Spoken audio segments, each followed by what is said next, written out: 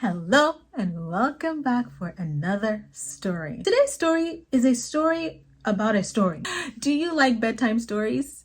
Do your parents, your family members, your aunts, uncles, whoever it may be, any adult in your life, do they read you stories? Do you like listening to stories? But where do those stories come from? Today, our story is called Where Do Stories Come From?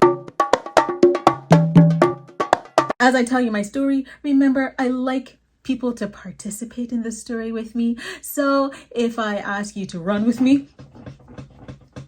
I hope you will run with me. All right, I start my stories always the same way. I am from Nigeria, and anytime we start a story in Nigeria, we always start by saying story, story, and then you reply story.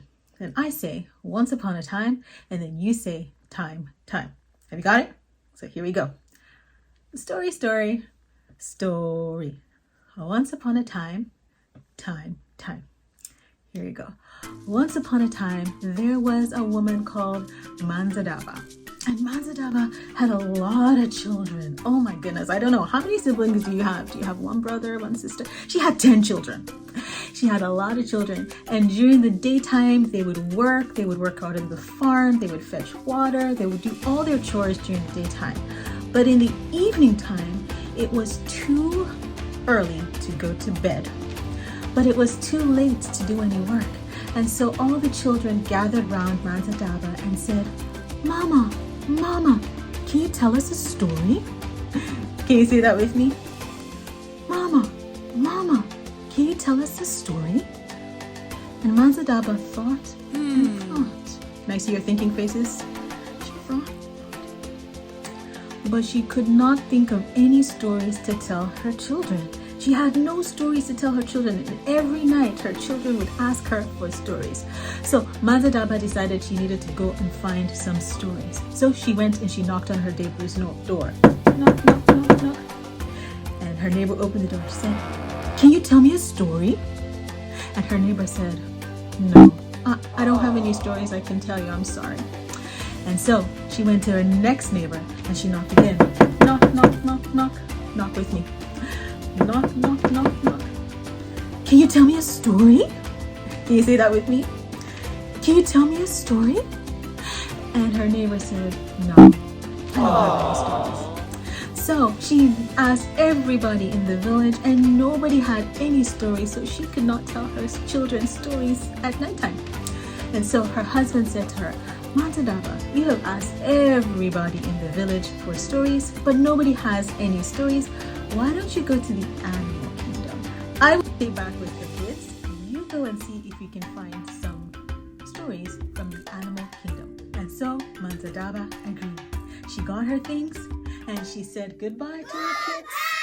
And she went on her journey to find stories from the animal kingdom. And she was walking. Can you walk with me? And as she was walking, she came across a baboon. And she said, Hello, baboon, hello. Can you say that with me? Hello, baboon, hello. And she looked at the baboon and said, Can you tell me a story? Can you say that with me? Can you tell me a story? And the baboon said, A story? Is that why you asked to speak to me? A story? I don't have time for stories. I have children to feed. I have things to do. You silly human. Go away, go away, go away. And Manzadaba was sad. Can I see your sad faces? But do you think she gave up? No! She did not give up. She continued her journey and she was walking. Can you see walking? And then she came across an owl. And owls are nocturnal. Do you know what nocturnal means? They are asleep during the day and awake during the night. And Manzadaba saw this owl in the tree and she said, Hello, owl, hello. Can you say that with me? Hello, owl, hello. And then she said, Can you tell me a story? Can you say that with me? Can you tell me a story? And the owl opened its eyes and said, A story? Is that why you woke me up in the middle of the day? You know I am nocturnal. I should just peck you right now. Go away, you silly human. Go away, go away, go away. And Mazadaba was once again sad. Can I see your sad faces? But do you think she gave up? No, she did not. She continued her journey and she walked. Walking. And then she came across an elephant. And she said, "Hello, elephant, hello." Can you say that with me? "Hello, elephant, hello." She said, "Can you tell me a story?" Can you say that with me? "Can you tell me a story?" And the elephant said, "I cannot tell you a story, but I know where you can get stories." And for the first time, Mazadaba was not sad. She was happy. Can I see your happy faces? Yay! She was happy. And the elephant said to her, "All you have to do is go talk to the sea turtle, and the sea turtle will tell you where to get stories." And so Mazadaba ran as fast as she could towards the sea. Can I see her running? She ran. She ran as fast as she could to the sea. And she said, "Hello, sea turtle, hello." Can you say it with me? "Hello, sea turtle, hello. Can you tell me a story?" And the sea turtle said, "I don't have stories, but I can take you to where the stories are. Get on my back and let's go." And Mazadaba got on the back of the sea turtle and they went down into the water. And at the bottom of the water, she saw the Sea King and the Sea Queen. The king was shimmering in gold and the queen was shimmering in silver. And she said, "Hello, sea people, hello." Can you say it with me? "Hello, sea people, hello. Can you tell me a story?" And the sea people looked at Mazadaba and said, "Yes!" And Mazadaba did a little happy dance. But the sea people said to Mazadaba, "In order for us to tell you a story, we need something from you. We are sea people, we live in the water. We do not know what it is like to live on land, and we would really like to know what it is like to live on land. So if you bring us back some kind of painting or drawing of what it is like on land, we will give you some stories."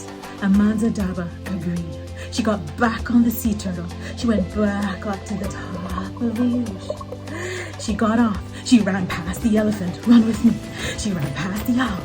She ran past the baboon and she got home. She said, "I've got a way to get some stories. I just need a painting of what it is like to live on land."